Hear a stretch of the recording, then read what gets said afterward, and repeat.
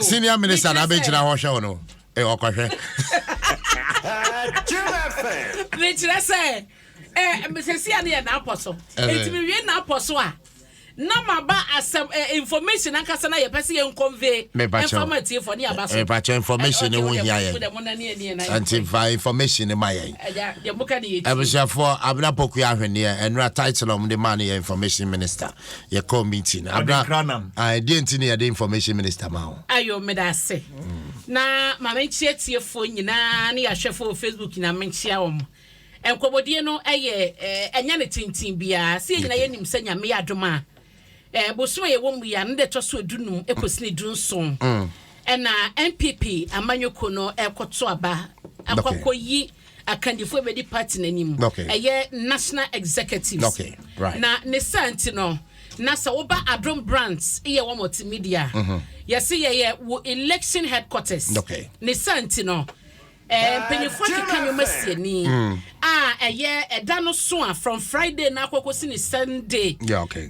By chat to ye beka ya wie no. Okay. Ye the coverage no ebrel on Adom FM, Asempa FM and na Adom TV. Okay. Ebe live.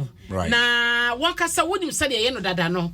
Enti wenu kwa no ye hye kena. Okay. Ni aye ne moya ma inka kom eni abowamane. Enti eda NPP ekoto aba no National Delegates Conference no ekoso Accra Sports Stadium no. Me patcho want to me akọ ma woni problem. Wo de Adom TV ho. Anase tie Adom FM, anase tie Asempa FM. Asempa wo ha yi wo bete ne ka o park so gidi. Waso de kwesi Asempa. Wo bete ne ka de. Chief General Force CJ wo bete ne ka. Oman hine kwabna sante. Wo bete Philip Osebonsu Obi Obetenenka Akuya Boachi wa yi Adom Obetenenka so enka akwasinsia Obetenenka Kwaku Adukumi Obetenenka miaso ameti hei abena poku a ahwennie Obetenenka na chese kiru no doso wo hwe production so a tigo mu ka ho Dominic Siaboa dachi hine chese squad no doso listo ofojo Kofi Asan ye nyina ye dwumade no e dia mase de be ya de be koso nyina no e dia mu amane be be ka last 4 years e koso Kofodia Technical University e won koso ye dia mane ni nyina brel French e ko sabato do e ko na wiye and ye promise ye for say be ma wo mo ye be kasa professional analysis say eba no candidates are contest na they should just watch out for Adom brands. We are here kokromoti power and one year say don't me kra me nam.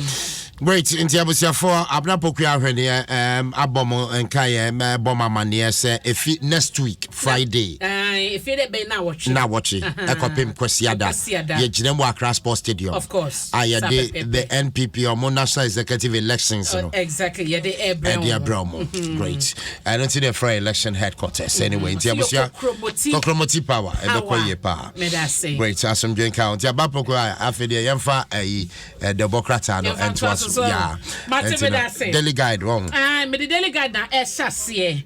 Na wo hwa nim hanom anopa ya yesi slay queens awokrom ha. Say one more air for mansions. Will be a person that so mansion. And on the ye nua budget ki apia fodi ato ho. And what you know, national insurance scheme no, and so at the money be about no make one swam with daily guide more. Dr. Koboy and for the edda home. And another danko kufado so only the IMF negotiation no makwaji $2 billion na not so one some edda hanmo. Na Anthony Adu Enketia and a catcher abane say GDA emra a yewoma one more businesses mu na M1 minor and quadranim. My men fango katafa to Swensia na national insurance scheme if you hold more eba.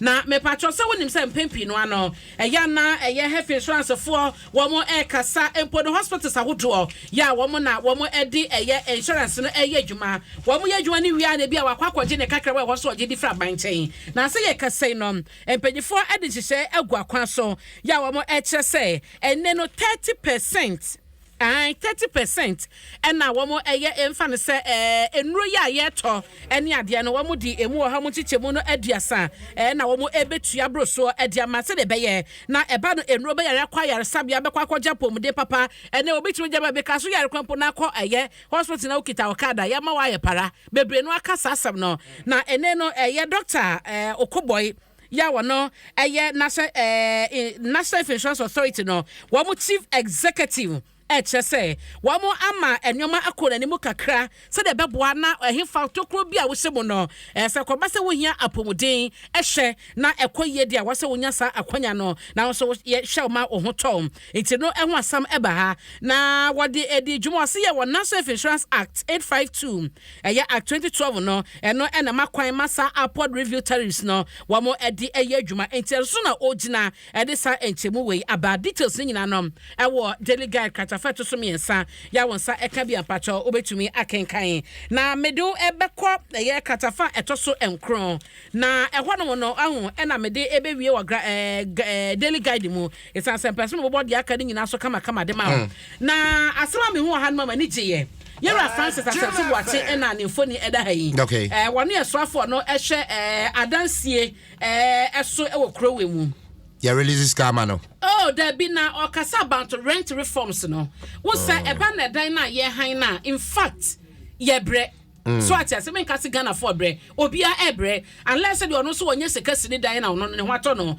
bebre na no esu sanse na wokwaje dan na ase aju 2 years advance ya ju 3 years ya ju 2.5 na ya na ano ye den enkan ha so no titiu nkrofo esu pa na wasofo kye se aban ne gusu epia se benya ensakraye ewo edan han eni ehomre wo honom no ye benya ensakraye ewo mu wasesa wo hyasa dia sa reforms we ebetumi dia boa na ebmatima mo fo ho atwo mo kakra ye tie krompo de se act ye rent control no mo hyehyɛ no ensa se otua dan kakra ebro 3 months enso de everything se kroma na yesa na eye adwuma enti wo mo push for rent reforms no a wo mo nya no tentem na ansa na ye no ye bra so me akɔ renew te be se be renew no na abebo ade na kyesa benefit ye nyina no mu bisa no enti eno so ɛwɔ ha no mo se ye wo vulnerable tenants a obo ma oni sika de bi enso kwan bi a wo so fa so konye sika behind dan no na ɛwɔ so fa so enti eno so ho asɛm ɛwɔ katafa ɛtɔ so enson ɛwɔ daily guide mu me patro ma me fan kɔ daily graphic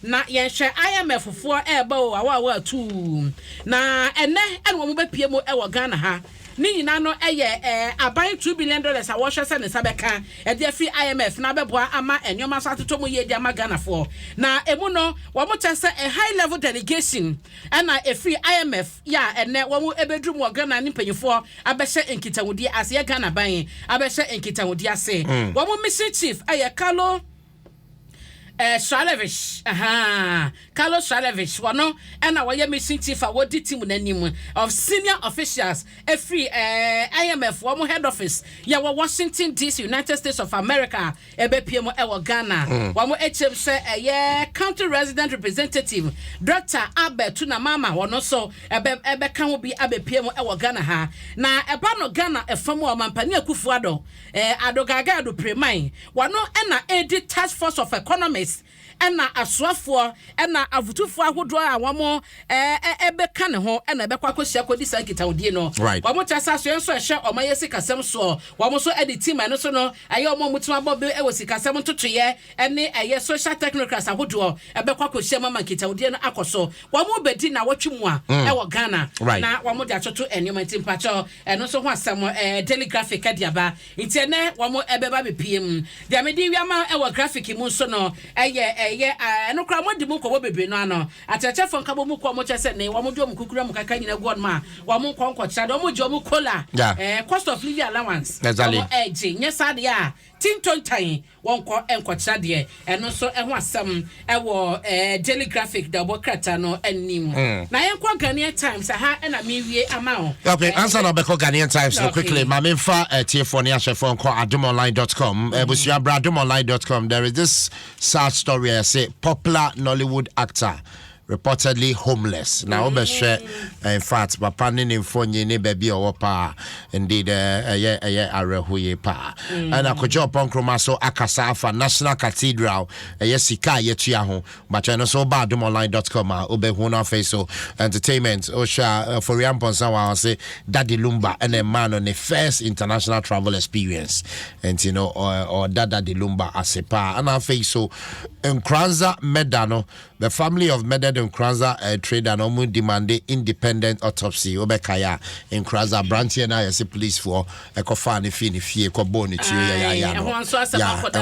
ya no family need demand independent autopsy and also adomonline.com but to asoma me abrampoku mame to so the Ghanaian time the bokrata no krata feto so miensa na oba hase omo chese posifo abomode na no kwasie da na yete se wokọ aduma franchise no watwema kwa ngoma mansini mu ewa santimante mu a ahensem bia sori wo hono ama obi awo abrante bi sikan ama na wu achese o share report say the nankofo chimu na ani enyan posifo aboduma ma yekasai no wo mate langas makomako ensia na owura wo free mu eye ba operator yo mo cheso nya fisha no aduasa enwotwe na posifo won potamo chese ni pension mate wo mo no prime suspect na mo soso no na de sekan ewo 38 old no eye kwame brefo ya wo mo chese kwame yebo a wo de sekan emane wo ya na no kwasieda anopamu na penyipo hwe kita wo de wo sam so asante mu assistant superintendent of police Godwin Ahianyo